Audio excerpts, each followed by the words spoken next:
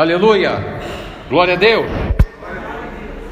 Marcos capítulo 4, versículos 35 até 41.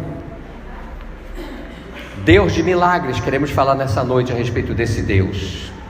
Diz assim a palavra de Deus: e naquele dia, sendo já tarde, disse-lhes: passemos para a outra margem. E eles, deixando a multidão, o levaram consigo, assim como estava, no barco, e havia também com ele outros barquinhos.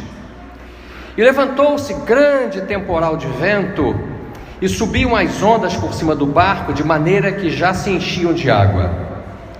E ele estava na popa, dormindo sobre uma almofada, e despertaram-no, dizendo: mestre, não te importa que pereçamos? E ele, despertando, repreendeu o vento e disse ao mar: cala-te, aquieta-te. E o vento se aquietou, e houve grande bonança. E disse-lhes: por que sois tão tímidos? Ainda não tendes fé? E sentiram um grande temor, e diziam uns para os outros: mas quem é este, que até o vento e o mar lhe obedecem? Queridos, milagre e tribulação andam juntos. Milagre acontece sempre em momento de luta. Na Bíblia não acontece milagre quando está tudo bem, porque se está tudo bem, eu não preciso de uma solução, porque está tudo bem. Mas se alguma coisa está mal, eu preciso de um milagre. E nós conhecemos o Deus dos milagres. Deus que faz milagres. Deus que é o Deus dos impossíveis, que faz aquilo que o homem não pode fazer. E nós temos algumas informações aqui muito interessantes. Primeiro, milagre. Nos milagres nós tiramos os olhos de Deus e os fixamos nos resultados do milagre. E quanto à tribulação, nós tiramos os olhos do problema e os fixamos em Deus. Deus gosta de realizar milagres, mas precisa nos fazer passar por tribulações. Nos milagres nós conhecemos o poder de Deus. Nas tribulações nós conhecemos o próprio Deus.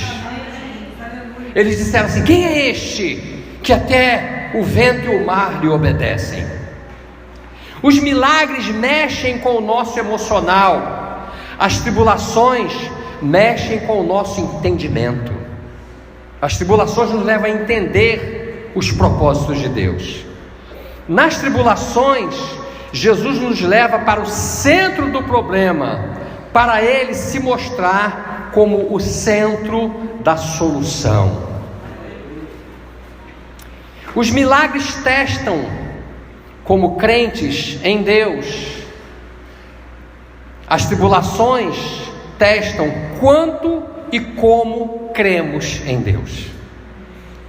Quanto mais milagres, mais nos alegramos. Quanto mais tribulações, mais nos fortalecemos. Os milagres escondem a nossa real fé em Deus. As tribulações mostram quão pequena é a nossa fé em Deus. Milagre é o que Deus opera por nós. Tribulação é o que Deus opera em nós. Milagre é quando o céu se prepara para trabalhar em favor do homem. No entanto, a tribulação é Deus preparando o homem para trabalhar em favor do céu. Os milagres às vezes nos fazem mal, ficamos mal acostumados. As tribulações sempre nos fazem bem, ficamos mais bem ajustados. Deus precisa permitir que às vezes venham algumas tribulações para a gente conhecer o Deus que sara a nossa vida, a nossa alma e faz a gente se fortalecer nas tribulações. Os milagres são um sinal na vida dos crentes novos. As tribulações são um sinal na vida dos crentes maduros. Crentes imaturos procuram os milagres. Crentes maduros enfrentam com ousadia as tribulações. Tem crente maduro aí? Amém. Milagres podem indicar certo grau de santidade. Tribulações indicam um exato grau de maturidade. Se Deus está demorando a te responder, é sinal de que você amadureceu. Quando a criança chora, a gente dá logo um remédio, a gente dá logo mamar, a gente corre, mas na medida que ela vai crescendo, a gente vai deixando. Quando ela fica adolescente, a gente diz: agora se vira você. É assim que Deus também nos trata. Os milagres confrontam a natureza das coisas. As tribulações confrontam a natureza humana. Milagres e tribulações são necessárias à vida terrena, porque aprendemos como uma e crescemos com outra. Quem passa por um milagre percebe o quanto Deus pode agir. Quem passa por tribulação entende como e quando Deus vai agir. Quanto mais milagres, menos nos conhecemos. Quanto mais tribulações, mais nos conhecemos e mais conhecemos a Deus. Às vezes, tribulações produzem milagres, mas às vezes, milagres produzem tribulações. Quando vem uma tribulação, se prepara para o milagre. Quando vem o milagre, se prepara para a tribulação.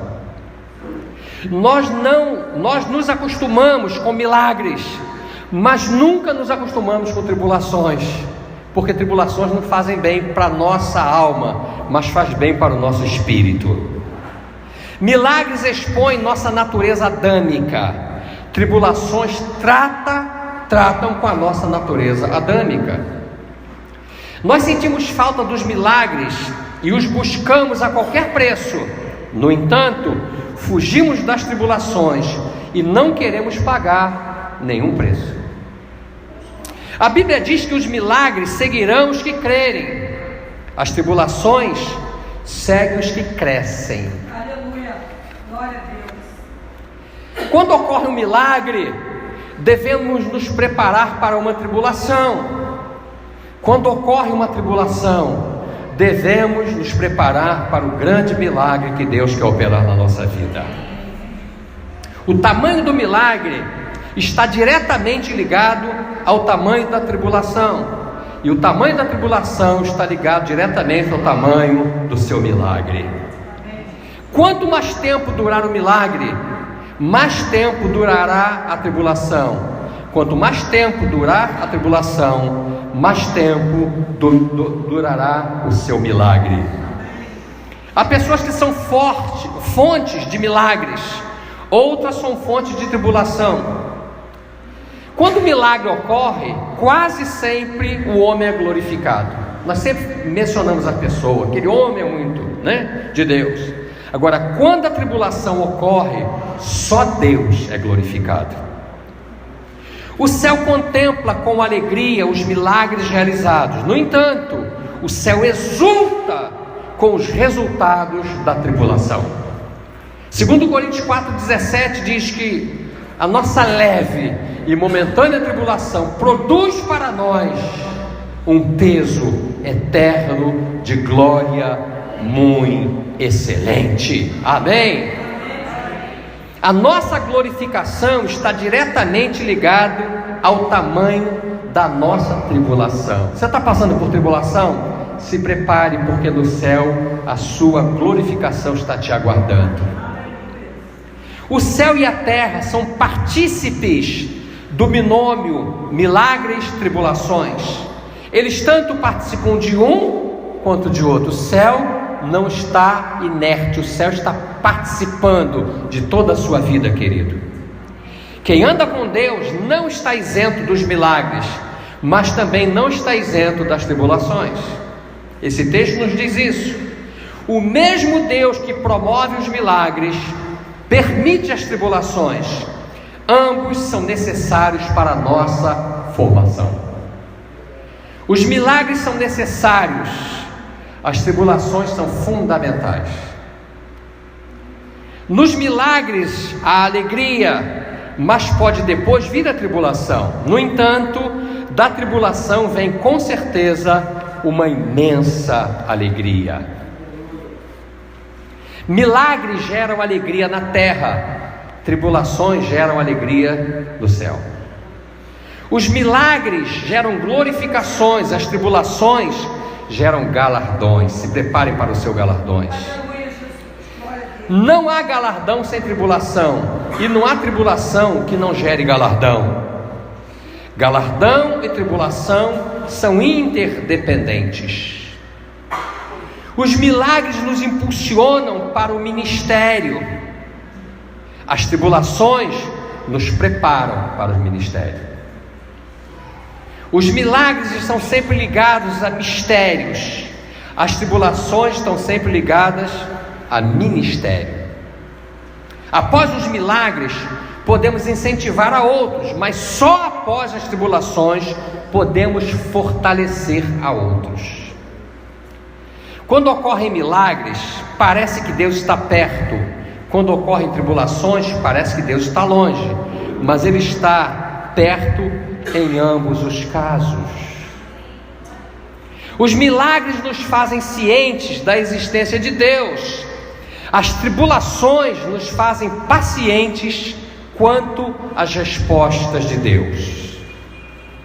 Os milagres nos dão expectativas terrenas, as tribulações nos dão expectativas celestiais. O céu tem como foco a terra, as tribulações têm como foco o céu. Os milagres podem ser propostas pelo homem, as tribulações são sempre propostas e iniciadas por Deus. Podemos propor quando, onde e quando o milagre vai acontecer. Nós podemos propor. Nunca podemos fazer o mesmo com as tribulações. Ela vem na hora que a gente não imagina, mas é sempre bom para o nosso bem-estar espiritual. Nós nunca queremos que os milagres terminem, mas nunca queremos que as tribulações comecem. Não é assim, queridos? Não é assim, igreja? Amém. Nós queremos falar nesta noite do Deus de milagres. Deus continua fazendo milagres hoje. Não faz mais porque nós não cremos de uma forma adequada, mas Deus continua fazendo milagres. E para fazer milagre, Ele nos leva às vezes para um lugar onde não há saída, nos leva para uma situação onde nós não podemos dar o nosso jeito, porque quando nós damos o nosso jeito, nós não permitimos que Deus dê o jeito dele, resolvemos de uma forma muitas vezes inadequada. Jesus estava no barco e Ele levou os discípulos para o mar da Galileia. Agora, se você está na sua casa e é um problema na sua casa, você foge para a rua. Se é um problema na rua, você foge para a sua casa. Se você está passando um problema no seu trabalho, você pode pedir demissão, pedir para te mandar embora, mudar de emprego, arrumar outro emprego. Mas eles foram para o centro do mar da Galileia, para o lugar de onde eles jamais poderiam fugir. Talvez fugissem se fosse em outra situação. Jesus os levou ali para o mar da Galileia. Dentro do mar você não pode fazer nada. Ali num lugar onde ou você depende de Deus, ou você depende de Deus. Talvez hoje eu esteja falando para pessoas que estejam passando por problemas, talvez um problema financeiro. Sabe que há um Deus do céu, que Ele pode mover o céu, derramar maná na sua vida. Deus pode fazer isto, querido. Deus pode mover o céu em favor de você. A Bíblia diz que Ele colocou o reino dele no céu. O reino dele domina sobre tudo. O trono dele está no céu e o seu reino domina sobre tudo. Salmo 103, versículo 19. Salmo 115 diz: o nosso Deus está no céu, faz tudo o que lhe apraz. Sabe onde Deus, em que momento Deus gosta de fazer milagres? No momento da adoração. Por isso que eu incentivo você a chegar cedo. Há um ditado que diz o seguinte: antes do culto, fale com Deus. Chegue e fale com Deus. Durante o culto, deixa Deus falar com você. Depois do culto, fale uns com os outros. Chegue à igreja, sente numa cadeira e diz: Senhor, abençoa a pessoa que vai sentar nessa cadeira. Senhor, abençoa o pregador. Senhor, abençoa as pessoas que vão entrar por esta porta. Senhor, abençoa a mensagem. Senhor, dá unção ao pregador. Durante o culto, então, se prepare que Deus vai falar com você. Ele está falando com você. Essa situação para Ele não é nada, porque nós servimos ao Deus dos impossíveis. Ele move a mão dele quando nós menos esperarmos. Hoje, lamentavelmente, nós temos 3 tipos de pessoas, talvez até mais, mas basicamente nós temos os cantores evangélicos, nós temos os artistas evangélicos, os artistas gospel. Gospel significa evangélico. Então a pessoa não diz assim: eu sou cantor evangélico, eu sou cantor gospel. E nós temos os adoradores. Sabe onde Deus opera milagre? No meio dos adoradores, porque Deus habita no meio dos louvores. Por que Deus não está mais fazendo milagre no meio dessa cantorada toda? Porque as pessoas se tornam mais importantes do que Jesus. Nós podemos fazer qualquer tipo de culto e vamos dizer: hoje nós vamos ter louvor, hoje nós vamos ter uma palavra e nós vamos ter um testemunho dessa irmã aqui. Se alguém quiser dar um testemunho, pode vir. E as pessoas vão. Os mais interessados, aqueles sustentados da igreja, vão. Mas se nós dissermos aqui: vai haver aqui hoje um cantor famoso, aí a igreja enche. O que significa dizer que elas são muito mais importantes no conceito da pessoa do que Jesus, porque ela foi por causa daquela pessoa. Uma pessoa que tem defeitos, uma pessoa que é tão pecadora. Então são os artistas gospel, são os cantores gospel, mas Deus quer fazer milagre no meio dos adoradores. E é tão verdade que a Bíblia diz que Deus procura os verdadeiros adoradores que o adorem em espírito e em verdade. Deus quer que você o adore na rua andando. Deus quer que você adore a Ele na sua casa. De vez em quando alguém me vê pela rua caminhando e diz: eu vi seu pastor falando sozinho. E alguém diz: estava falando sozinho, não estava orando. Muitas vezes em línguas, e eu vou falando em línguas. E muitas vezes quando alguém passa perto de mim, eu disfarço, começo a cantar em línguas. E daqui a um pouco volto a falar em línguas. Deus habita no meio dos louvores. Você precisa crer nisso, que quando você liga lá o seu rádio, sei lá com o que, e bota o seu celular e um louvor vem, Deus gosta de ser adorado. Aleluia. Às vezes, querido, em meio às maiores lutas, ocorrem os maiores milagres. Às vezes, em meio às maiores necessidades, Deus vai fazer milagres muito grandes. Amém.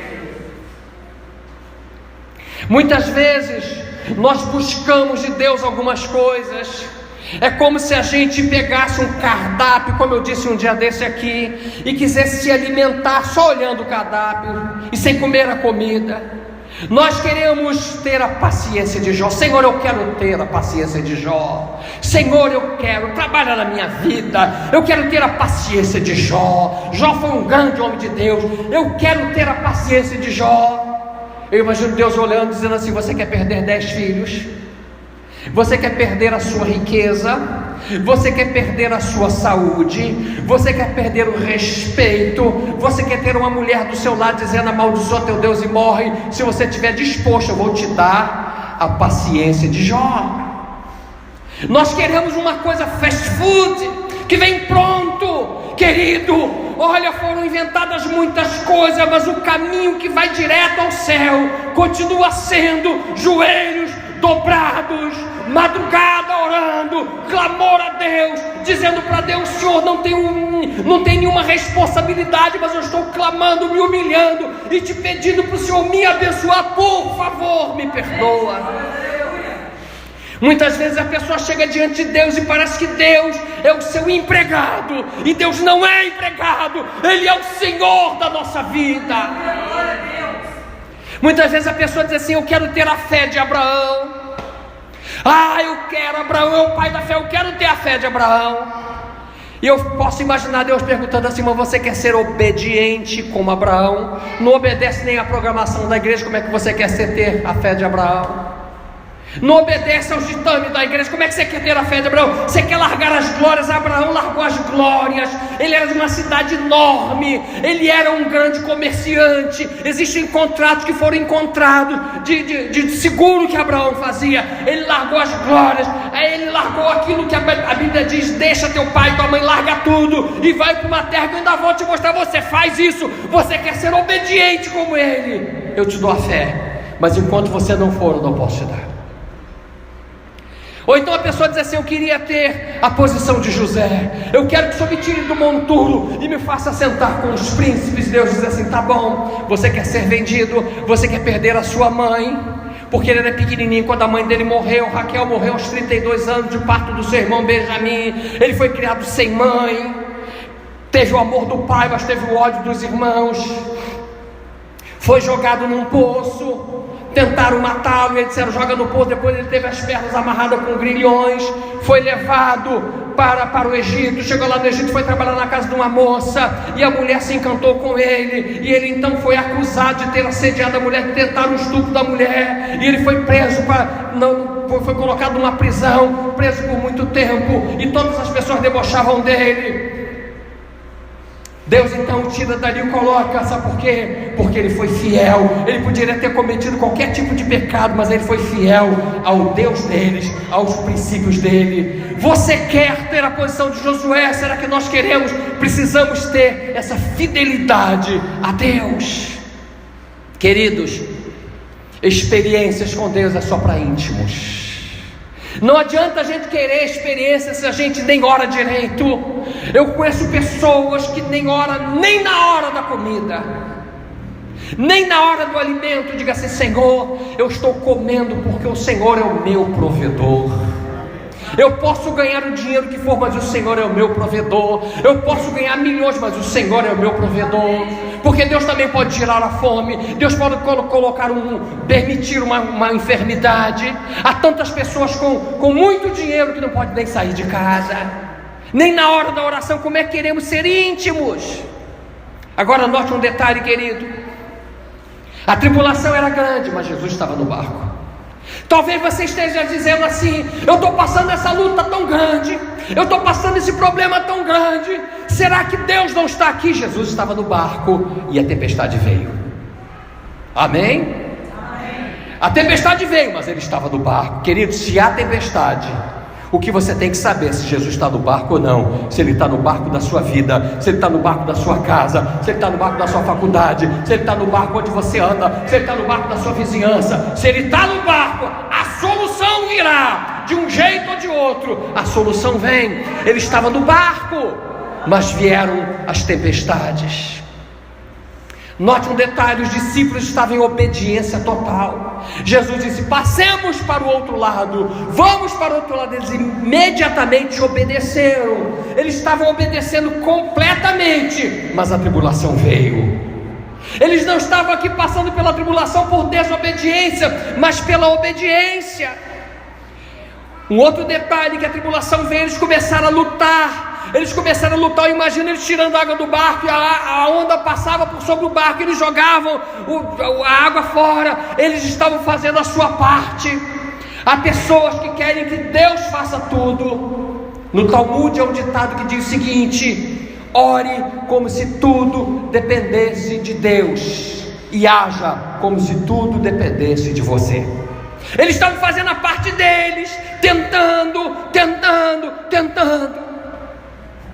A outra coisa que nós enxergamos aqui é que eles estavam no rumo certo. Ele disse: passemos para outra banda. Ele disse: encosta ali, vamos para outra banda. Querido, talvez você esteja aqui dizendo: Senhor, eu tenho sido fiel em tudo, eu tenho caminhado em tudo, eu estou no barco, o Senhor está no barco, eu estou obedecendo tudo, estou fazendo a minha parte, eu estou no rumo certo, estou passando para a tribulação. Por que eu estou passando por isso? Porque o diabo odeia a obediência, ele está te atacando. Mas eu quero dizer o seguinte, querido: o lugar do diabo na sua vida a partir desse momento vai ser embaixo dos seus pés. Obediência.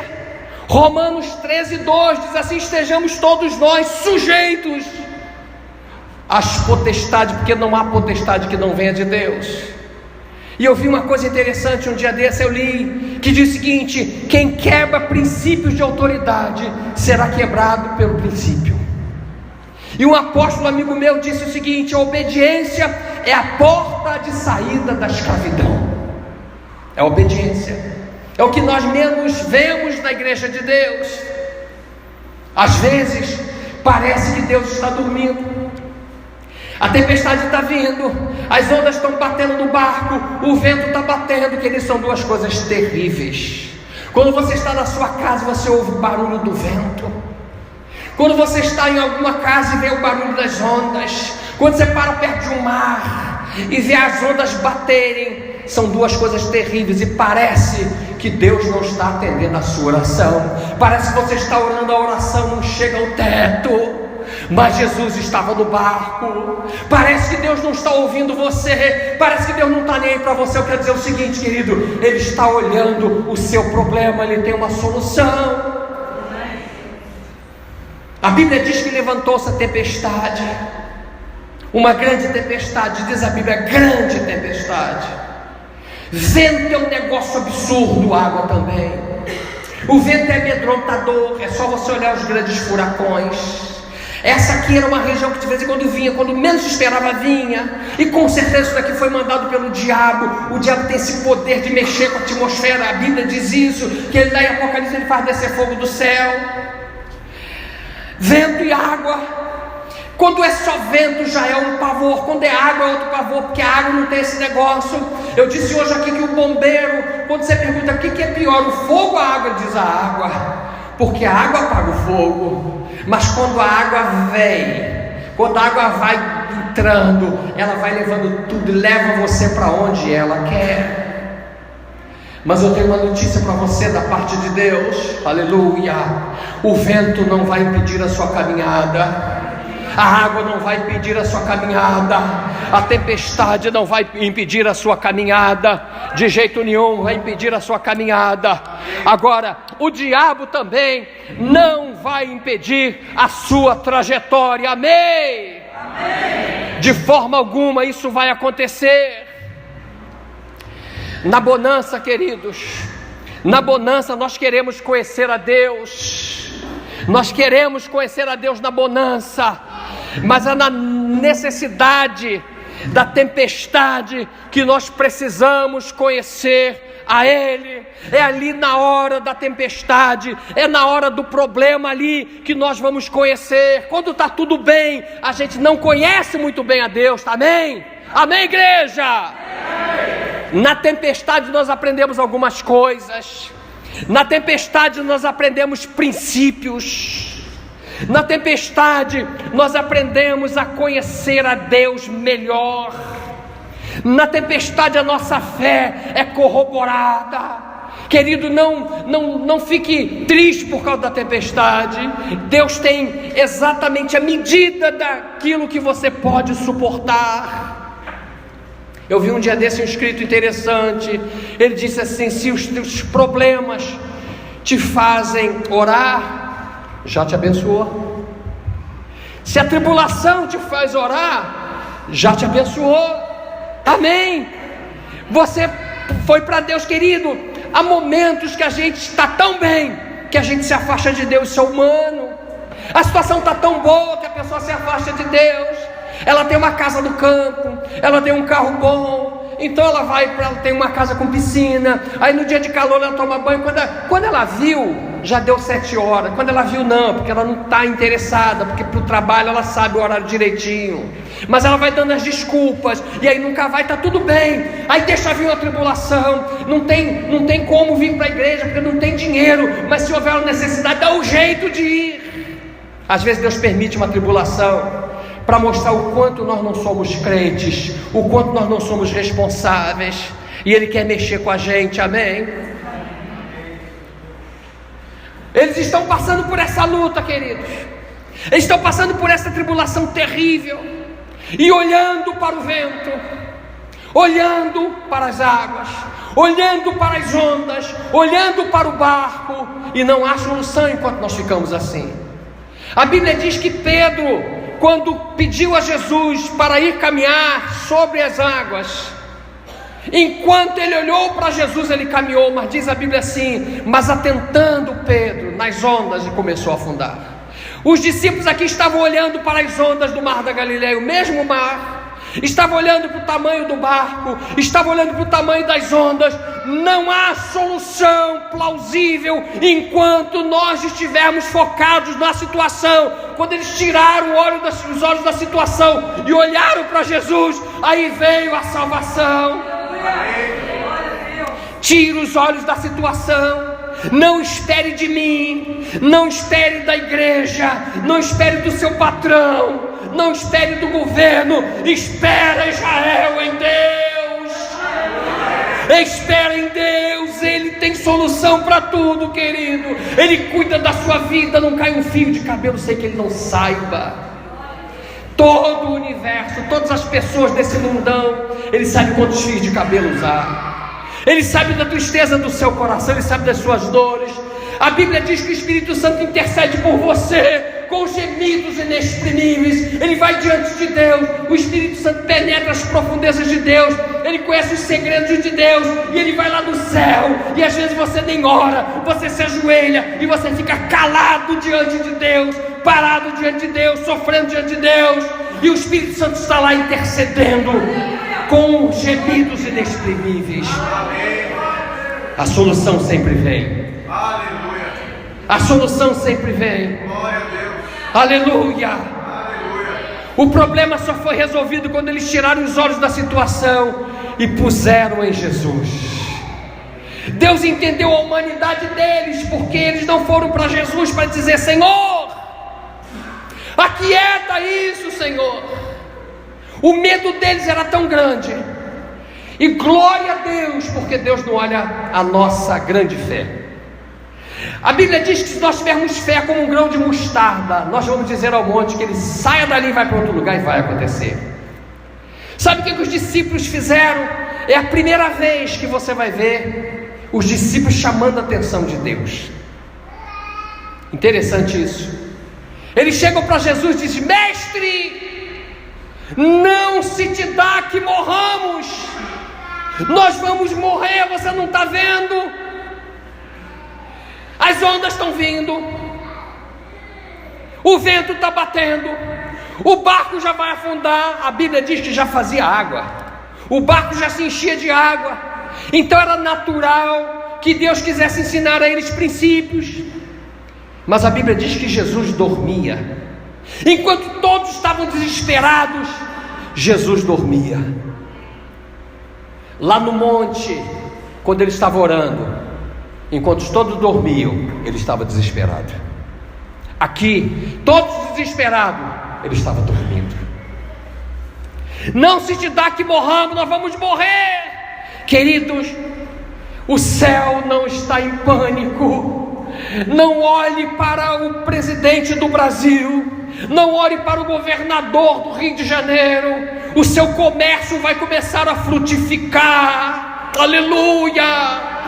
A sua empresa vai andar. Lá do seu trabalho Deus vai começar a agir. Comece a cantar o hino da vitória. Comece a glorificar e dizer: Deus, eu sei que o Senhor está no controle da minha vida. Se não cai um fio de cabelo, o Senhor vai cuidar de tudo.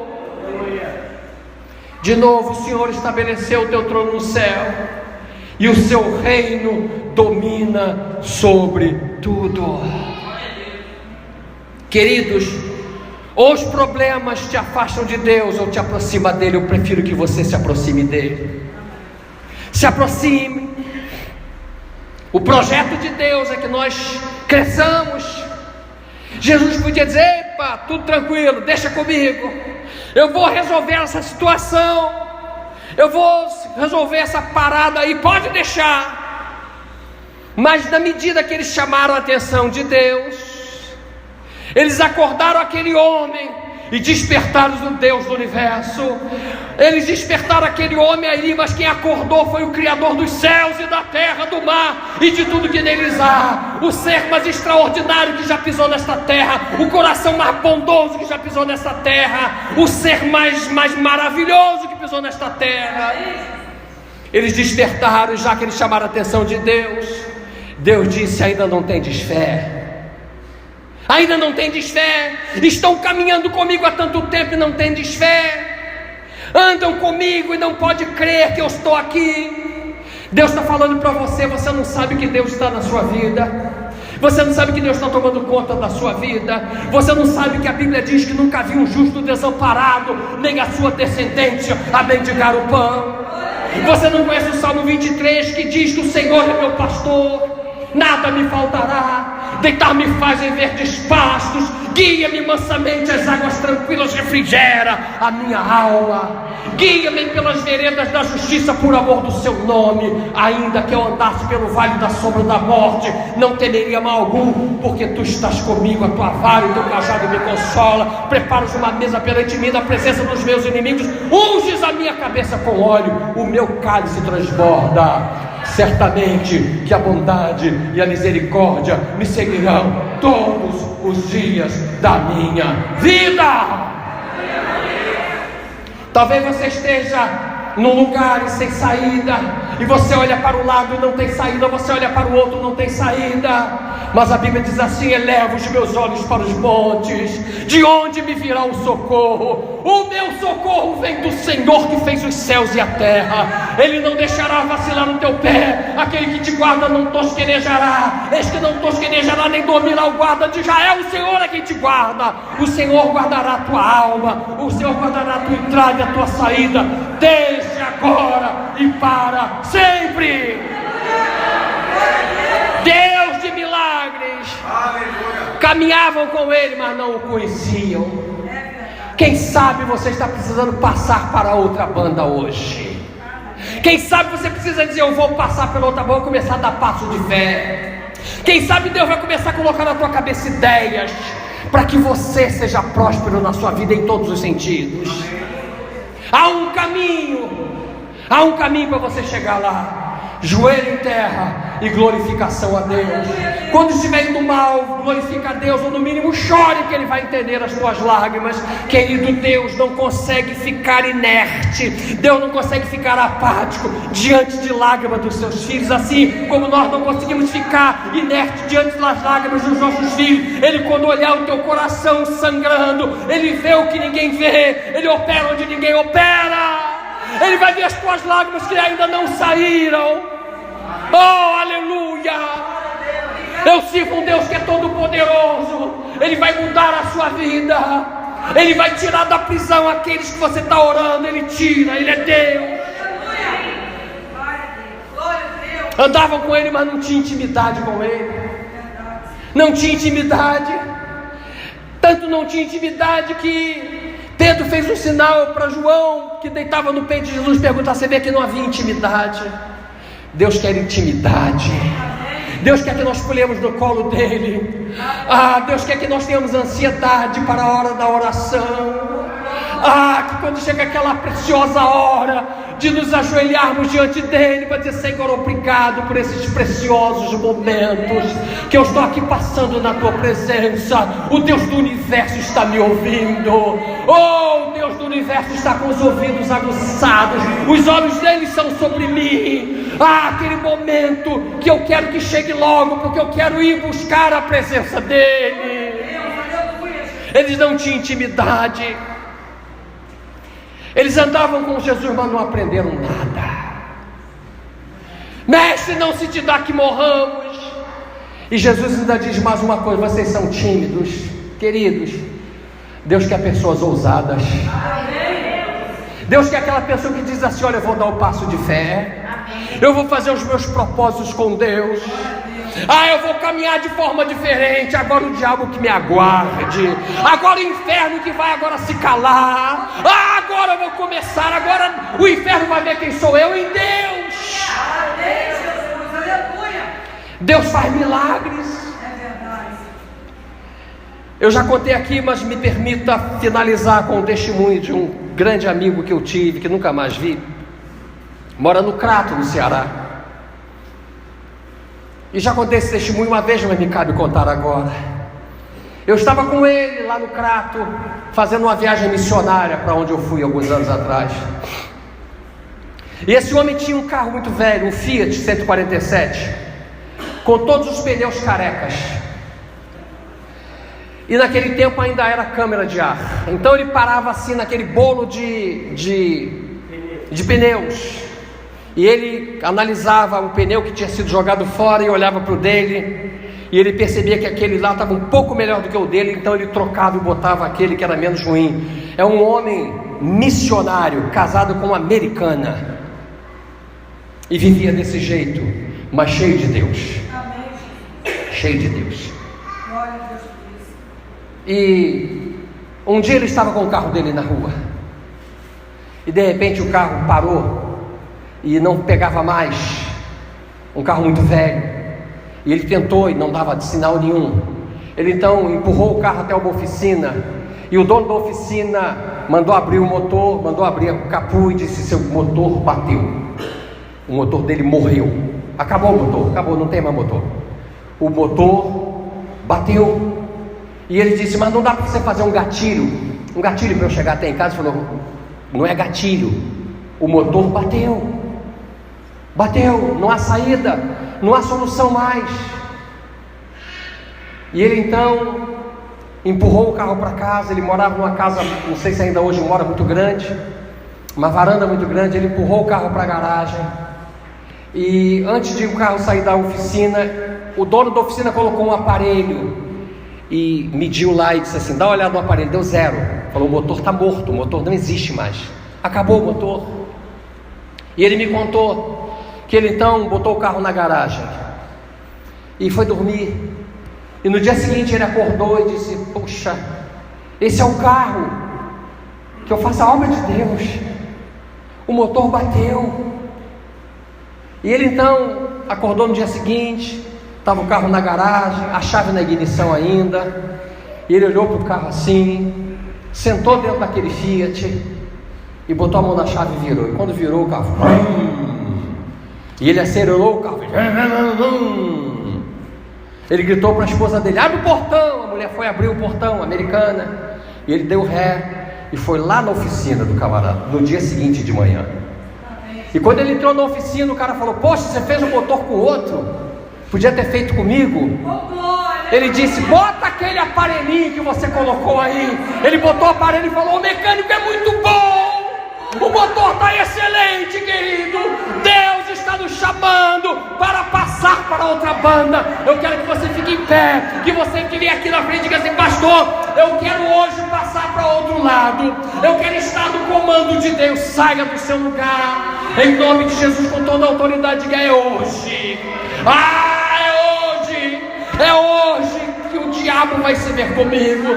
É hoje que o inferno começa a perder a minha vida. Querido, sai do seu lugar, pode vir com coragem.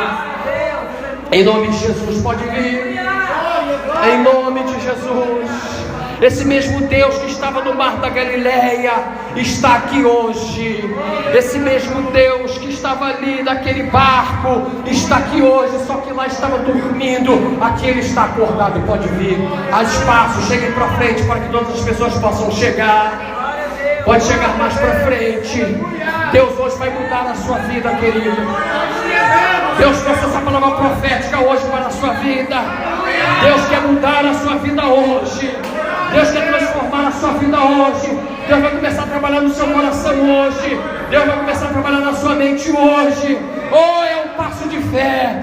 É um passo de dizer assim: eu vou passar para outra banda. Eu vou passar para o outro lado. Eu vou caminhar nessa obediência com Deus. Porque Deus é nosso refúgio e fortaleza. Socorro bem presente na angústia.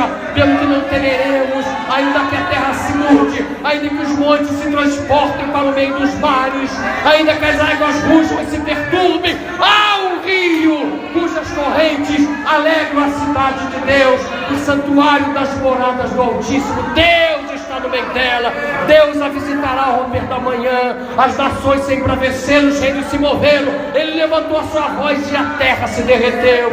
Vinde e contemplai as obras do Senhor, que desolações tem feito na terra. Ele faz cessar as guerras até o fim da terra.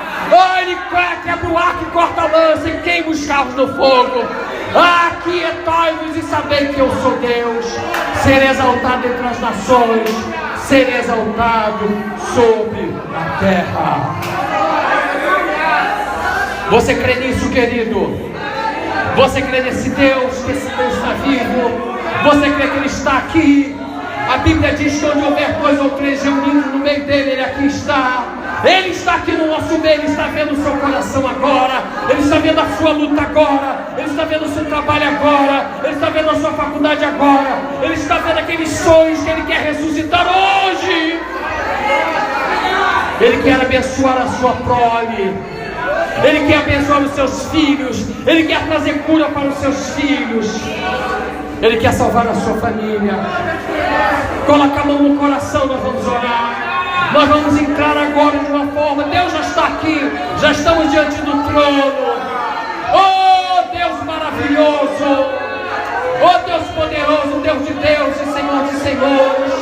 Diante do Senhor vai se dobrar todo o joelho, toda a língua vai confessar que Jesus Cristo é o Senhor, para a glória de Deus Pai.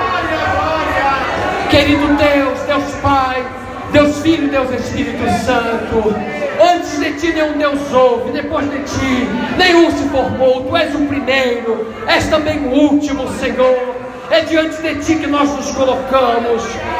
O mar dos teus filhos está agitado, mas o Senhor é Deus que despertou sobre a vida de cada um. Eu quero colocar a vida de cada um na tua presença nesta hora. Eu quero, Senhor, pedir a tua operação, da mesma forma que o Senhor despertou do barco e disse ao mar e ao vento, a água, que se acalmasse, e foi feita grande bonança. Que haja hoje bonança na vida dos teus filhos, que o teu poder se manifeste, e que esse vigor, e que esse poder que eles estão recebendo aqui, oh Senhor, ultrapasse a segunda, terça, quarta, quinta-feira, sexta-feira, que seja perpétuo na vida deles, que eles possam crer que há um Deus do céu que não está morto, há um Deus que é vivo e que reina para todo sempre. Nós queremos, Senhor, entregar a vida deles e pedir a tua bênção, que o Senhor abençoe a cada um de forma especial. E nós vamos agora recitar a oração de Jabez, a oração, Senhor, que pode tudo, que tem mudado a nossa vida, a oração que diz: tomara que me abençoes, que me alargues as fronteiras, que seja comigo a tua mão, que me preserve do mal, de modo que não me sobrevenha aflição. Eu quero declarar que aquele que é poderoso para fazer tudo, muito mais abundantemente além daquilo que pedimos ou pensamos, segundo o poder que nos opera, a esse Deus seja a glória na igreja, por Jesus Cristo em todas as gerações. Também quero declarar que ao sairmos daqui não haverá bala perdida, assalto, tentativa de assalto, colisão, queda, atropelamento, luxação, torção, nada vai te atingir. Os anjos de Deus já desceram com armas espirituais, com veículos espirituais para te proteger, andando no caminho, no teu carro, no ônibus. Eu quero profetizar que ao chegar à tua casa hoje, o Senhor está lá guardando a tua casa. Eu quero profetizar uma semana de vitória, grandes milagres Deus vai fazer, Ele vai abrir porta onde você não imagina. Eu declaro isso nos céus dessa cidade. Se você crê nisso, se você recebe nisso, dá um melhor aplauso, um grito de guerra hoje, para a glória, para a honra, para o louvor e para a exaltação do teu nome, em nome de Jesus. Deus te abençoe. Mais forte esse aplauso.